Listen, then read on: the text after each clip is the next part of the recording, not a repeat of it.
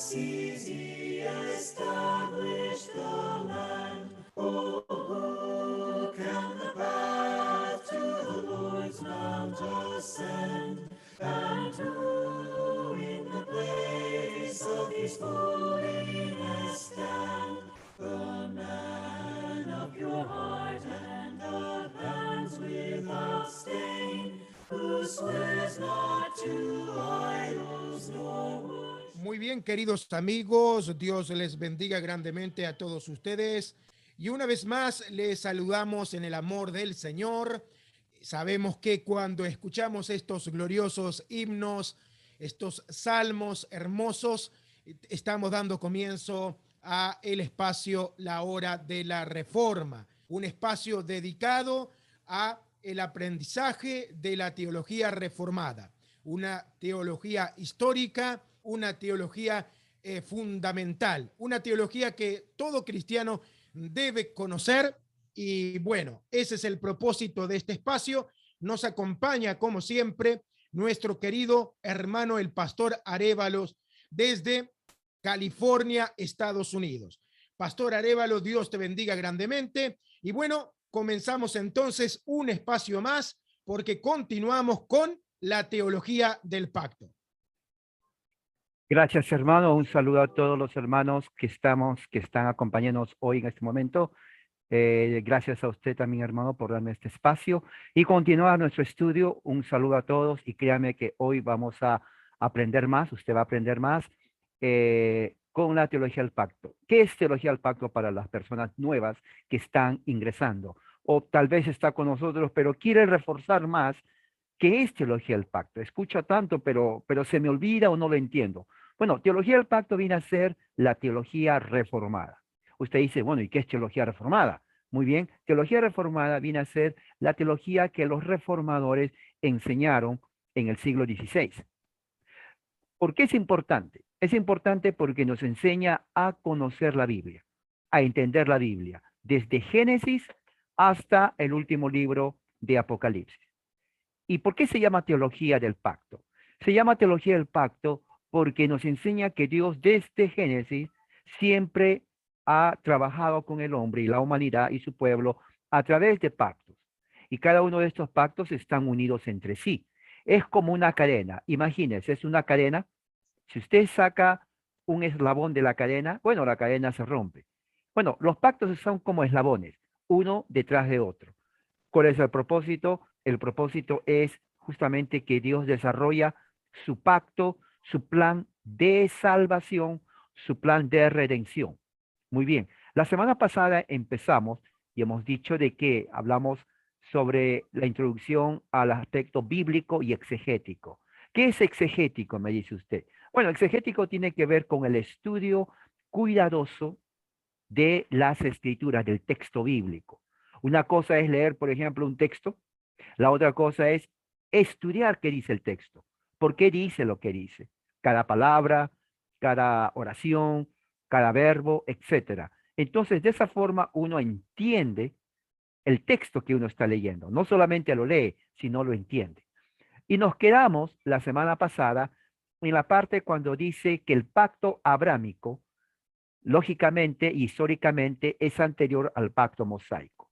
¿Cómo es eso? Claro, porque en Génesis 12, por ejemplo, si vamos a Génesis 12, vamos a ver que allí es la primera vez que Dios se revela a Abraham, ¿no? Si usted tiene su Biblia, me puede seguir, yo voy a seguir para avanzar. Génesis 12, en el primer versículo dice, el Señor dijo a Abraham, vete de tu tierra, de tu parentela, a una tierra que yo te voy a mostrar. Y le da una promesa. Versículo 2, haré de ti una nación grande y te voy a bendecir, voy a engrandecer tu nombre, serás bendición, bendeciré a los que te bendigan y a los que te maldigan, maldeciré. En ti serán benditas las naciones de la tierra. Ahora, bien interesante porque la promesa número 3 dice, en ti serán benditas las naciones de la tierra. Ahora, hoy en día uno dirá, bueno, pero eso fue escrito hace miles de años, ¿cómo me va a ser de ayuda para mí cuando yo ni siquiera conozco a Abraham? Bueno, la pregunta puede ser válida, pero vayamos al capítulo 15 y mira lo que dice en el capítulo 15. Dice, Eh, si escuchan un perrito, ese es del vecino, no es mío. Ah, el pacto de Dios con Abraham dice, ok, en el versículo 18, en aquel día el Señor hizo un pacto con Abraham, fíjese, a tu descendencia he dado esta tierra, desde el río de Egipto hasta el río grande, el río Éufrates. Y ahí menciona todas las tribus de los cananeos. Dios hizo un pacto ahí con Abraham. Y en el versículo, en el capítulo 17 de Génesis, versículo 9, dice Dios a Abraham, tú guardarás mi pacto, mire, y tú y tu descendencia. Ahí está, descendencia es la familia, los hijos de los hijos, los hijos de los hijos de los hijos de los hijos, hasta los hijos de todos los hijos. Mientras dure la descendencia de uno, es un pacto que Dios hace. Entonces, que ya estamos 2021, este pacto fue hecho más o menos más de 4000 años. Entonces, uno dirá, pero yo no soy de Ur de los Caldeos, yo soy chileno, peruano, uruguayo, boliviano, yo soy... Sí, es cierto. Pero recuerde que esto es promesa, pero no sanguínea, sino es una promesa espiritual. Entonces, no importa dónde usted nació, la lengua que usted hable, o el color de piel, o su cultura, o lo que sea, la promesa abrámica sigue. Entonces uno pregunta, ¿y cómo yo puedo, cómo sé que yo soy parte de esa promesa? Bueno, la respuesta es sencilla. Pablo dice, el que está en Cristo nace en la familia de Abraham. ¿Y cómo uno nace en Cristo? ¿O cómo uno está en Cristo? Por la fe. Y eso lo vamos a ver. Entonces, el pacto mosaico vino después, vino unos 400 años después. Entonces, si se da cuenta, primero es Abraham y después es el pacto mosaico. Ahora, el pacto mosaico no fue renovado bajo Cristo, solamente el pacto abrámico. Vuelvo a repetir, el pacto mosaico no fue renovado bajo Cristo, solamente el pacto abrámico, porque el pacto mosaico solamente fue temporal. Sin embargo, el pacto abrámico no es temporal. ¿Se acuerdan que hemos leído tu descendencia para siempre? O sea, sigue. Entonces, la promesa de tierra que Dios le hizo a Abraham en Génesis 15:18, Éxodo 6:4, Jueces 2:1, es típica de las bendiciones venideras del nuevo pacto, ¿no? Del nuevo pacto y el estado final. Por ejemplo, si vamos a Gálatas 3:14, está en el Nuevo Testamento, libro de Gálatas, capítulo 3, versículo 14, vamos a ver algo que Pablo dice. Y aquí lo tengo conmigo. Aquí está. Y dice así. A fin de, vamos, del versículo 13. Cristo nos redimió de la maldición de la ley, o sea, de la ley de Moisés, habiéndose hecho maldición por nosotros. Ahora, bien interesante, porque la Biblia dice en el Antiguo Testamento, todo aquel que es colgado de un madero es maldito. Fíjese, todo aquel que se cuelga de un madero o lo cuelgan es maldito. Los romanos tenían por costumbre matar a los que eran revolucionarios en contra del gobierno en una cruz. Recuerde que los romanos ah, condenaron a Jesús porque lo vieron como un agente en contra del gobierno de Roma. Entonces lo colgaron. Entonces Jesús, ahí se cumple que fue hecho maldito. ¿Y qué dice?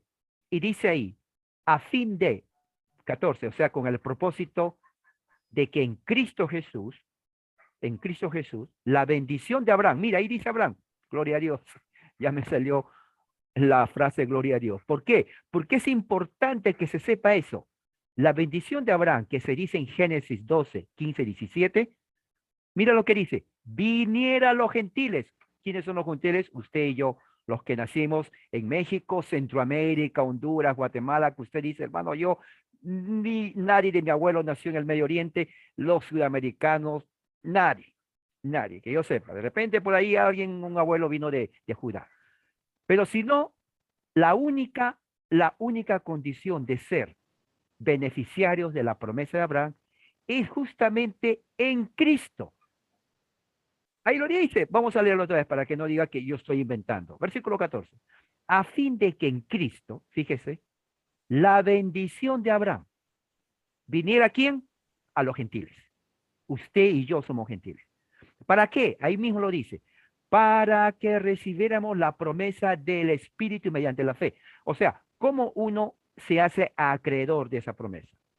O sea, no tenemos que aprender hebreo, no tenemos que vestirnos como hebreos, no tenemos que hablar frases hebreas que por ahí alguien dice, no tenemos que circuncidarnos los varones, nos salvamos y nada de por el estilo, nada de eso. Es simplemente la fe, en Cristo. Entonces, de una manera espiritual, Dios prometió, cuando creemos en Cristo, ¿qué pasa? Nacemos en la casa de Abraham. Eso lo dice. ¿Dónde dice eso? Versículo 7, arribita. Por tanto, sepan que los que son de fe, mira lo que dice, esto subrayelo, por favor, hermano. Amigo, usted que me escucha, usted que tiene su Biblia Reina Valera ahí abierto, agarre un lapicero o un marcador. Los que son de fe son hijos de Abraham. Ahí lo dice. Usted dirá, ¿y qué significa eso, hermano, que soy hijo de Abraham? Significa que nacemos en la casa de Abraham y somos herederos de las promesas que Dios lo hizo a Abraham, porque Él es nuestro padre, ¿no? Así, en el tiempo antiguo el padre dejaba herencia a los hijos. Bueno, nosotros nacemos en la casa de Abraham, espiritualmente, somos herederos de las promesas que Dios le dio a él. Entonces, por eso que nosotros, según el versículo 14, nos convertimos en hijos de Abraham, herederos de la promesa. Es así como cuando Dios le dice a Abraham, y serás bendita a todas las naciones, esa es la forma como Abraham nos bendice. Ahí está, ¿no? Porque alguien dice, pero ¿cómo nos va a bendecir? Bueno, aquí está, con fe en Jesucristo. Ahora, teniendo esto en cuenta, todos los justificados bajo Moisés fueron justificados también por la gracia solamente en Cristo. Ahora, alguien dice, un momento, hermano, ¿acaso Dios no le dio la ley a Moisés? Sí, le dio. ¿Acaso no le dijo, si tú haces esto vas a vivir? Exactamente. ¿Y acaso no le dijo que si tú violas la ley o no cumples vas a morir? Sí. ¿Y te voy a castigar? Correcto. Entonces, ¿cómo dice usted que fueron salvos por gracia? Porque cuando leemos todo, ahorita por el tiempo no lo vamos a hacer, pero cuando leemos, por ejemplo, Éxodo, Deuteronomio, Números, todas las veces que el pueblo de Israel falló, Dios de alguna manera les perdonó. Sí, es cierto, Él castigó y eliminó a muchos falsos de Israel, pero no castigó ni eliminó a la nación en totalidad. Les perdonó. La pregunta es, ¿pero por qué? Si Él prometió que si ellos no obedecían, los iba a eliminar. Claro, lo hace por pura gracia, por puro amor. En otras palabras, nadie fue salvo cumpliendo la ley de Moisés. Uno, porque es imposible cumplir la ley de Moisés todo. Tal vez uno cumplirá uno o dos, pero ¿qué dice Santiago? Santiago en el Nuevo Testamento dice, si uno cumple la ley y solamente falla en uno, fíjese, uno es como que no cumplió la ley en totalidad y prácticamente ha quebrantado la ley. Bueno, eso es lo que hicieron los judíos. Entonces Dios por amor, por misericordia, y eso lo vamos a ver en todo el libro de los Salmos. David dice, Señor, por tu misericordia, perdóname. Señor, que tu misericordia, Señor, y siempre David apelando a la misericordia de Dios. ¿Por qué apela David a la misericordia de Dios? Porque si él dice, Señor, haz justicia, oiga, ya se hubiera acabado todo. Pero David decía, Señor, ten misericordia. Señor, perdóname. Señor, cubre mis pecados. Eso es, y la gracia, estaba apelando a la gracia de Dios. Entonces, nadie fue salvo en realidad por la ley. Fueron salvos por la gracia de Dios, fe en Cristo.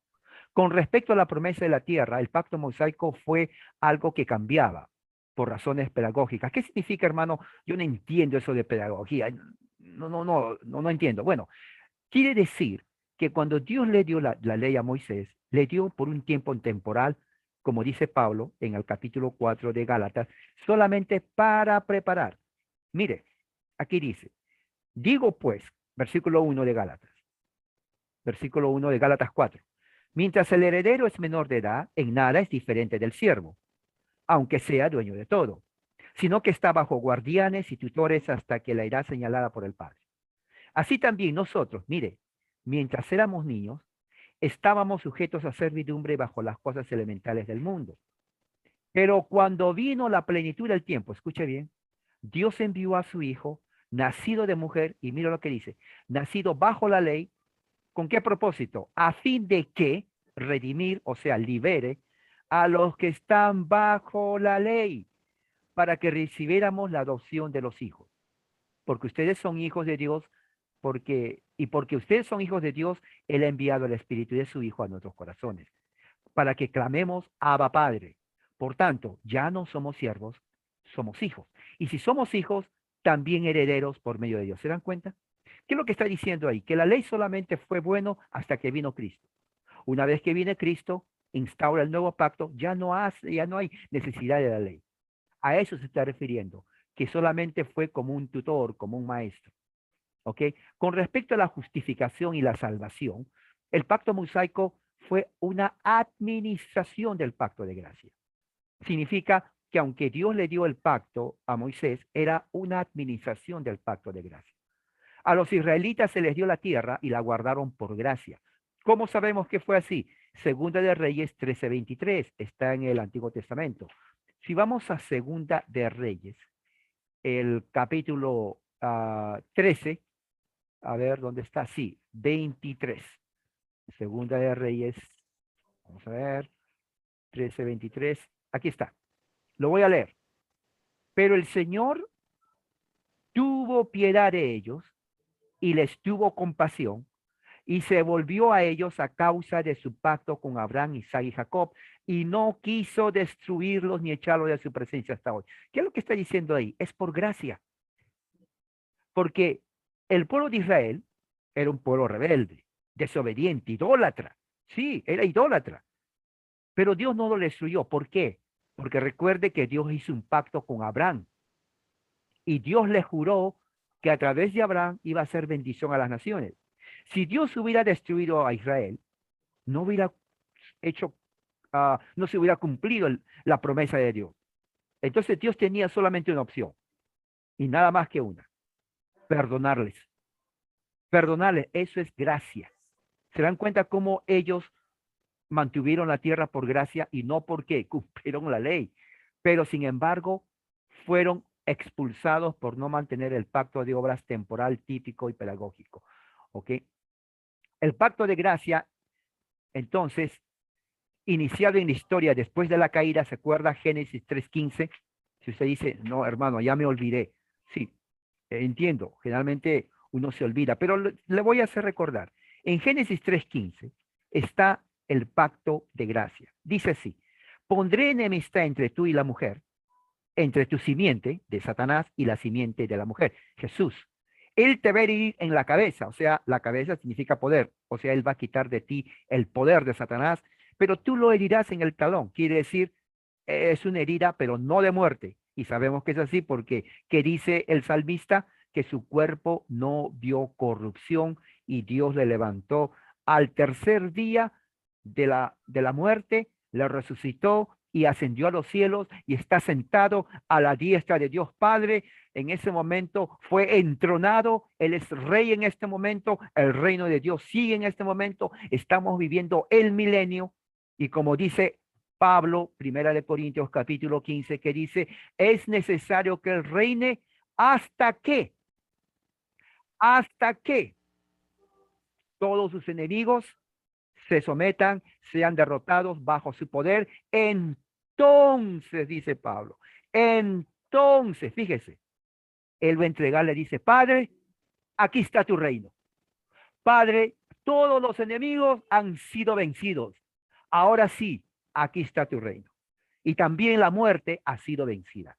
Y en ese momento, el reino de Cristo es consumado y todos vamos a estar viviendo con Él para siempre. Eso lo dice Pablo. Esa es prácticamente la escatología, ¿no? Del pacto de gracia. Entonces, el nuevo pacto es nuevo en relación a Moisés, no a Abraham, porque solamente el pacto mosaico fue ya abolido. pero el pacto abrámico sigue. ¿Se acuerda que hemos leído en Gálatas 4, en Gálatas 3, que el que es de la fe de Abraham es hijo de Abraham, él es nuestro padre? Entonces el antiguo pacto fue temporal solamente, pero el nuevo pacto es eterno. O sea, en términos históricos, el antiguo pacto se inclina hacia el ministerio de la ley, o sea, la letra. Pero el nuevo pacto es del Espíritu Santo. ¿Ok? El nuevo pacto es el cumplimiento de la promesa hecha a Adán, Génesis 3:15, es el nuevo pacto. Y el pacto de gracia, o sea, el nuevo pacto es administración del pacto de gracia. El nuevo pacto es la realidad tipificada por los tipos, sombras que está en el antiguo pacto con las ceremonias, los rituales, la circuncisión, el diezmo también parte de eso, los sacrificios y todo eso. La ley y el evangelio pueden distinguirse histórica y hermenéuticamente. La distinción hermenéutica entre la ley y el evangelio es la distinción entre nuestra obligación personal de guardar la ley perfectamente para justificación y el anuncio de que Cristo ha guardado la ley para nosotros. ¿Qué quiere decir, hermano? Estoy confundido. El pacto de ley significa que si queremos ser justificados, tenemos que guardar toda la ley, pero no podemos. ¿Y qué significa entonces el pacto de gracia? Significa que Jesús cumplió la ley en su obediencia pasiva y activa, y cuando nosotros creemos en él, la justicia de Cristo entonces se nos acredita. Entonces Dios nos declara justos por la justicia de Cristo, no por nosotros, sino por la justicia de Cristo.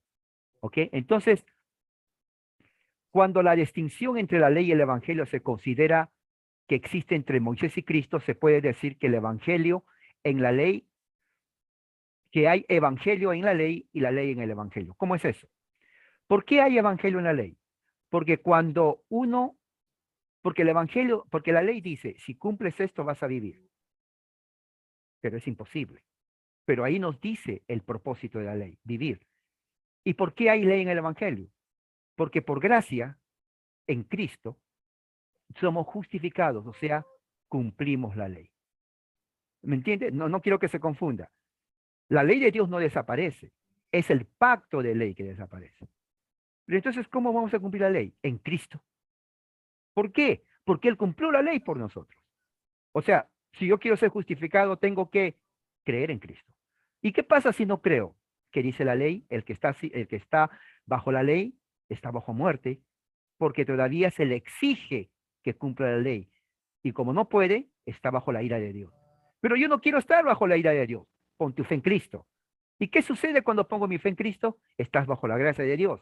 O sea, ¿ya no estoy condenado? Claro que no. Porque tienes la justificación de Cristo en tu vida. Bueno, aquí lo voy a dejar.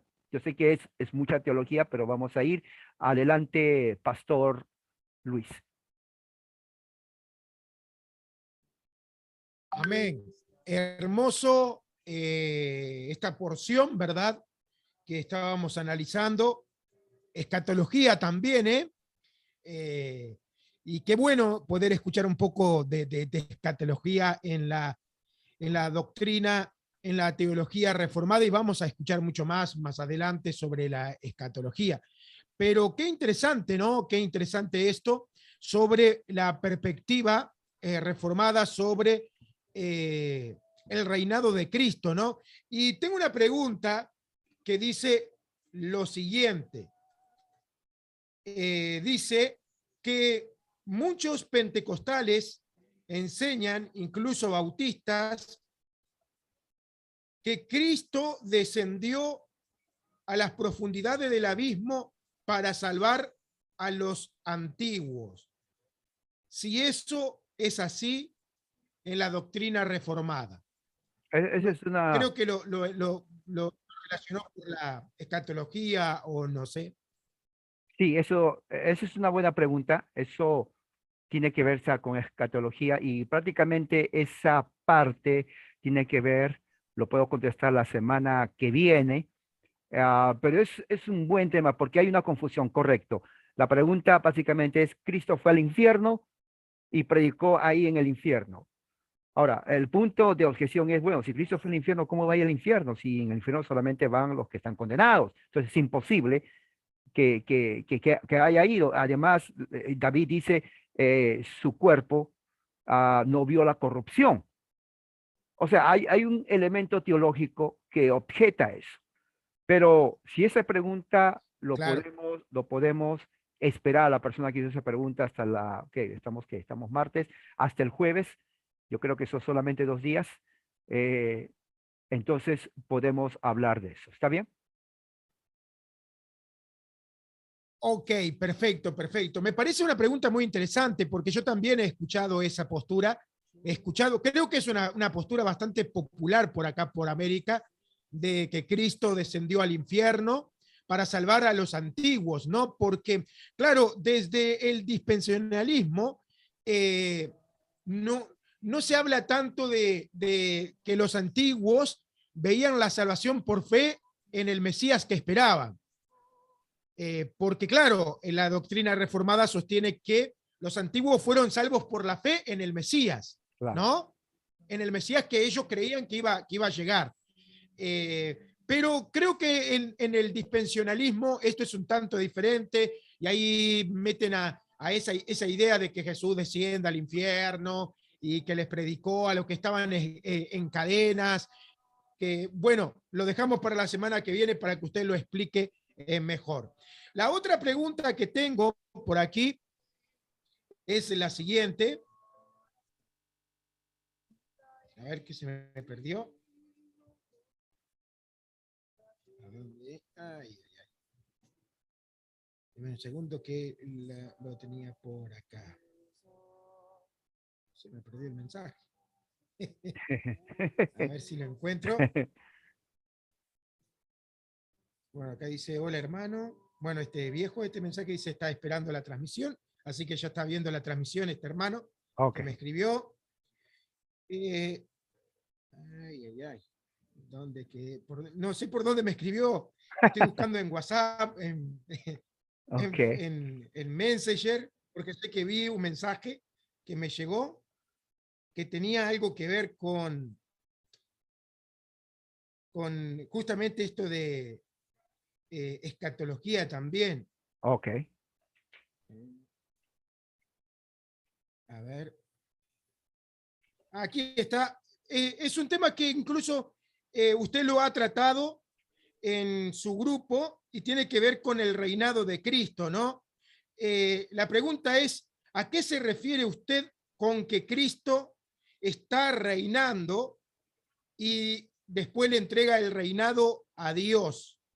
O sea, la pregunta básicamente es si para usted o para la teología reformada, Cristo ya está reinando. Si el reinado de Cristo ya es ahora. Esa es una buena pregunta y vamos a dejar que el mismo Pedro lo conteste. ¿Ok? Él, claro, él no está conmigo aquí, el apóstol Pedro, pero él escribió, su mensaje está registrado en las Escrituras. Así que vamos a el libro de los Hechos, en el capítulo 2, en el versículo 32 y 35. El mismo Pedro, Lucas, muy cuidadoso, registró las palabras del apóstol Pedro. Atención, a este Jesús resucitó Dios. Tome nota, tiempo, verbo, pasado, resucitó, del cual nosotros somos testigos. O sea, la gente supo que Jesús resucitó. Así que, exaltado, tiempo pasado. ¿Qué significa exaltado a la diestra de Dios?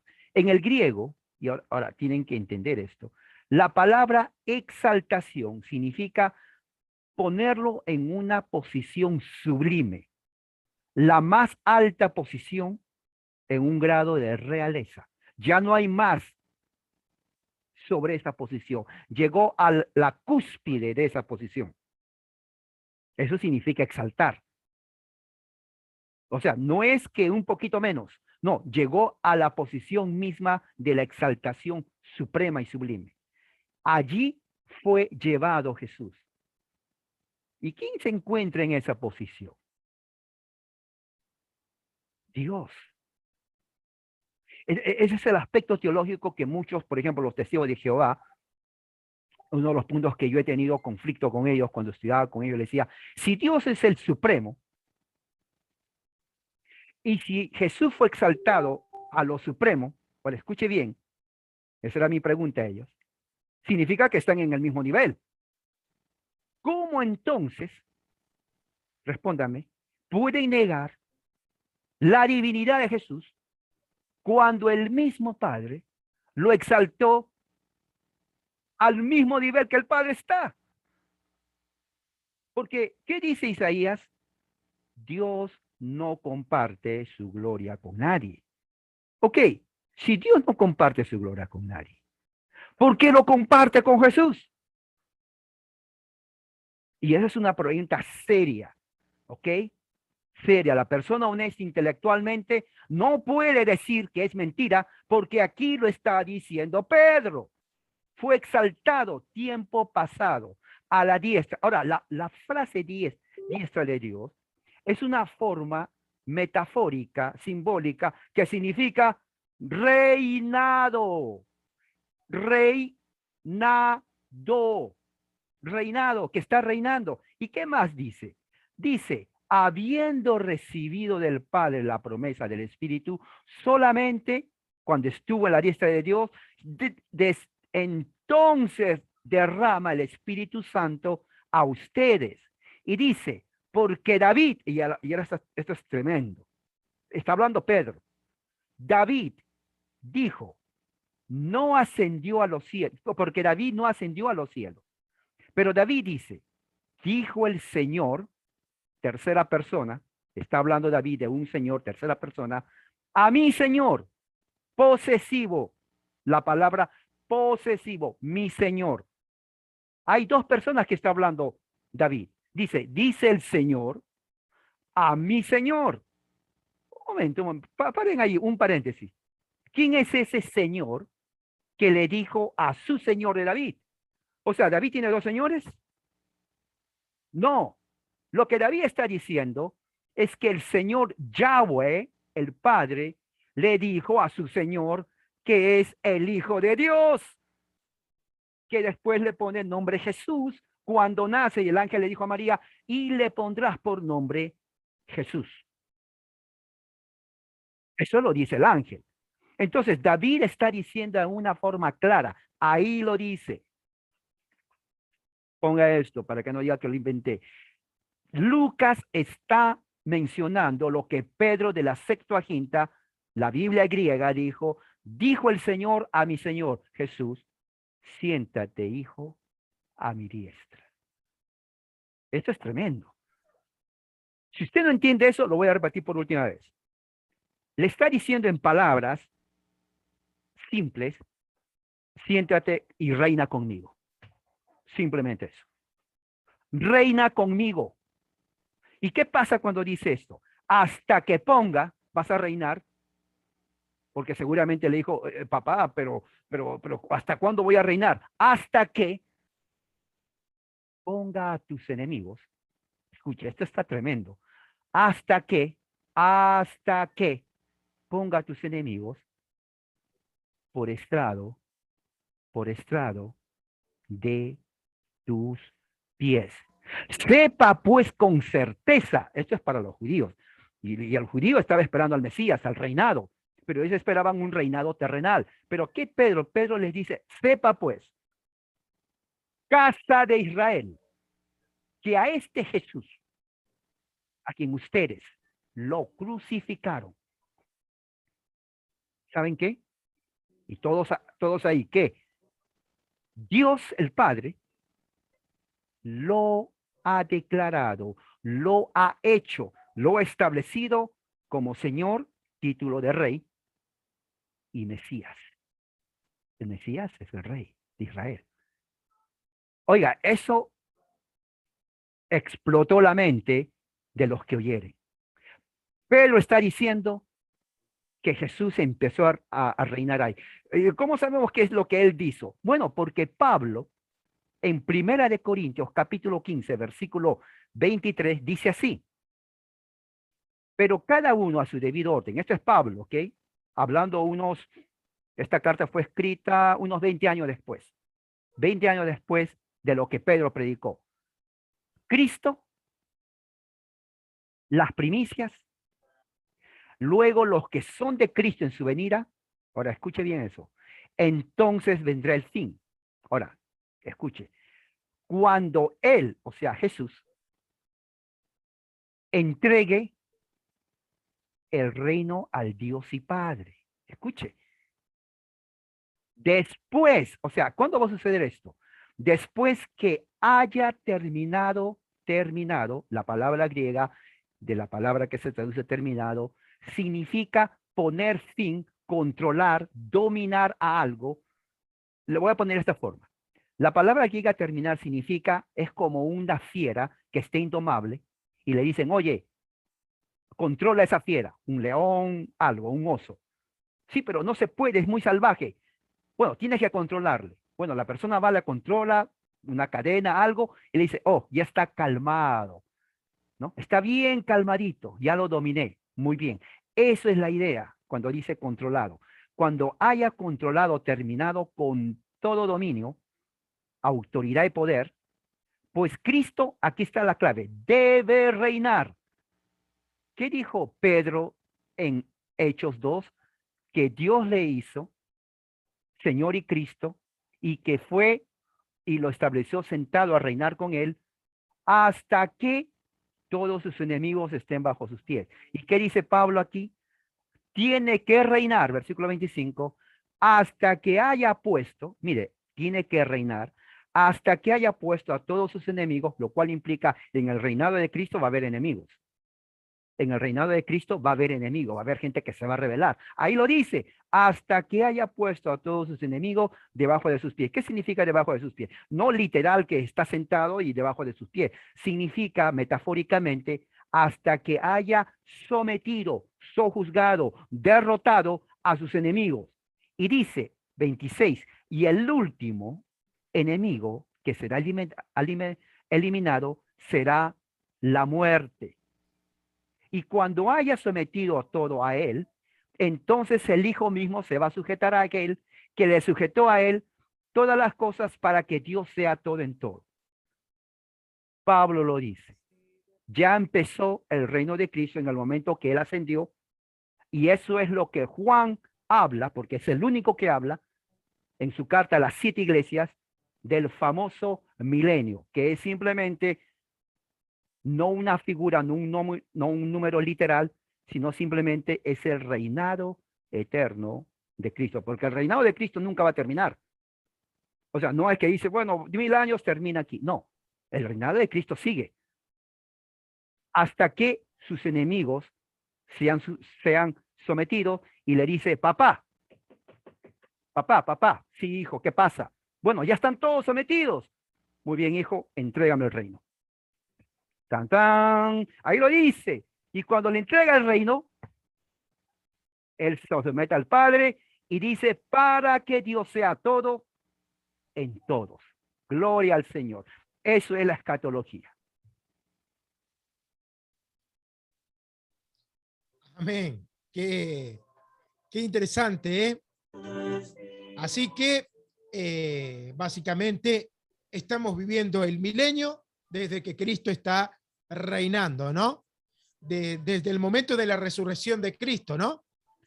Estamos viviendo ese milenio donde Cristo reina, y así que el próximo evento que nosotros como cristianos esperamos es, podemos decir que el juicio final, ¿no?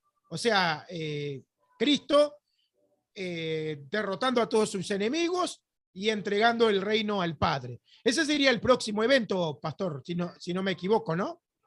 Y voy a cerrar con esto para que, diciendo lo que tú dices, porque es muy importante que se sepa esto. Dice, Mateo 25, 31. Presten atención, el marcador que sea su mejor amigo en la Biblia.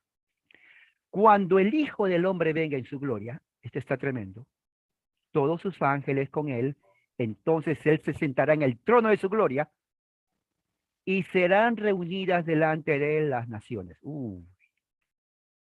Separará a unos de otros, como el pastor separa las ovejas de los cabritos, ¿no? Los cabritos de las ovejas, no es igual, ¿ok? Y pondrá las ovejas a su derecha y a los cabritos a la izquierda. Sabemos que los comunistas son izquierdistas, no sé si lo hace por eso. Entonces, el rey dirá a los de su derecha, vengan benditos de mi Padre, hereden el reino preparado para ustedes desde la fundación del mundo. ¿Desde cuándo estaba el reino? Desde la fundación del mundo. Ahí lo dice. Porque tuve hambre, ustedes me dieron de comer, tuve sed, me dieron de beber, fui extranjero, me recibieron, estaba desnudo, me vistieron, enfermo, me visitaron en la cárcel, vinieron a mí. Entonces los justos le responderán, Señor, Señor, dime, ¿cuándo te vimos hambriento y te dimos de comer o sediento, te dimos de beber? ¿Cuándo te vimos como extranjero? ¿Cuándo te recibimos o estabas desnudo? ¿Cuándo? El rey le responderá, en verdad les digo que en cuanto le hicieron a uno de estos hermanos míos, aún a los más pequeños, a mí me lo hicieron. Entonces dirá a los de su izquierda, que son los cabritos, ¿no? No sé si son comunistas, pero son de la izquierda. Apártense de mí, malditos. Esa palabra está fuerte. Al fuego eterno que han preparado para el diablo y sus ángeles. Ahora, recuerda el propósito del fuego eterno. Es para el diablo y sus ángeles. Es lo que dice Jesús. Porque yo tuve hambre, pero ustedes no me dieron nada de comer. Tuve sed, tampoco de beber. Fui extranjero y no me recibieron. Estaba desnudo, no me vistieron. Estaba enfermo en la cárcel, no me visitaron. Entonces ellos dirán, pero Señor, ¿cuándo te vimos hambriento, sediento, desnudo, extranjero, enfermo en la cárcel y no te servimos? ¿Cuándo? Bueno, el Señor les va a decir, en verdad les digo que en cuanto ustedes no lo hicieron a uno de los más pequeños de estos, tampoco a mí me lo hicieron. Ahora, fíjese el 46, referente a tu pregunta de juicio. Entonces irán al castigo eterno, pero los justos, ¿a dónde? A la vida eterna. Entonces, la pregunta es, que yo hago a mis amigos dispensacionalistas, ¿en qué parte de esto hay un rapto secreto? No, no hay rapto secreto. No hay un rapto secreto, porque este sería el momento que dijera, y el rey dijo, un momento, voy a rescatarlos de una forma secreta por 7 años, y luego voy a venir con el resto. No dice eso. Es más, en ninguna parte de la Biblia dice de rapto secreto. No hay. No hay de que 7 años y luego vengo. Eso es invención. Así que la segunda venida presencial, corporal de Jesús, el Cristo, es justamente también vendrá con el juicio final. Eso, hermano. Amén, amén. Muy claro y bueno, me pareció muy bueno mencionar el rapto secreto, ¿no? Que acá tengo un artículo que, bueno, que menciona que el rapto secreto tiene más origen en una supuesta revelación bueno, por allá por el 1800, una postura muy nueva, ¿no? Muy nueva que no se tenía aún ahí y que, bueno, algunos implementaron, ¿no? Y hay gente que cree en eso porque vemos en las redes sociales, vemos en Facebook, vemos en YouTube que ponen, la hermana tuvo la revelación de que va a venir Cristo y que los autos van a chocar porque algunos hermanos van a desaparecer en el momento que van manejando y algunos cristianos que son pilotos de avión van a desaparecer y el avión se va a caer, ¿no? En el rapto secreto. Y bueno, son cosas que están ahí, ¿no? Que la gente a veces repite porque es lo que le enseñan, repiten, pero ni siquiera pueden justificarlo por la Biblia, ¿no? Porque sacan de contexto algunos versículos, pero bueno, no quiero alargar más este video. Todo esto se va a tocar en otros videos, en otras enseñanzas más adelante. Y bueno, lo único que le podemos decir a los hermanos que quieren seguir aprendiendo, que sigan aprendiendo, que sigan escuchando, porque esto es gradualmente. Sé que hay hermanos que de repente se entusiasman y quieren saber más. A mí me pasa que hay hermanos que me escriben y me dicen, pero Luis, estuve investigando, escuché y estuve investigando, y cuánta razón, y empiezan a preguntar, porque claro, empiezan a ver que la postura preterista, podemos así decirle, tiene más coherencia, es más sustentable, es más histórica, es bíblica, y quieren saber más, o sea, quieren descifrar todo lo que de repente estuvo ahí durante años y años, ahí en el tintero, ¿no? Leían y escuchaban a los pastores y decían, pero a mí no me cierra esto, no me cierra aquello, y de repente ven que las cosas empiezan a cuadrar y quieren todo ya, ¿no? Quieren todo ya. Hermano, quiero que me pase más información, quiero que me digas qué va a pasar y esto y aquello, pero todo a su debido tiempo, ¿no? Para que no se empachen. Bueno, pastor, Dios te bendiga. Muchas gracias por tu tiempo. Se agradece un montón. Se agradece, la verdad, se agradece un montón. Y espero que, bueno, que los hermanos sigan aprendiendo, escuchando, y nos vemos el día jueves. Muy bien, hermano, gracias. Gracias también a los hermanos que nos acompañan y le esperamos el jueves en el nombre del Señor.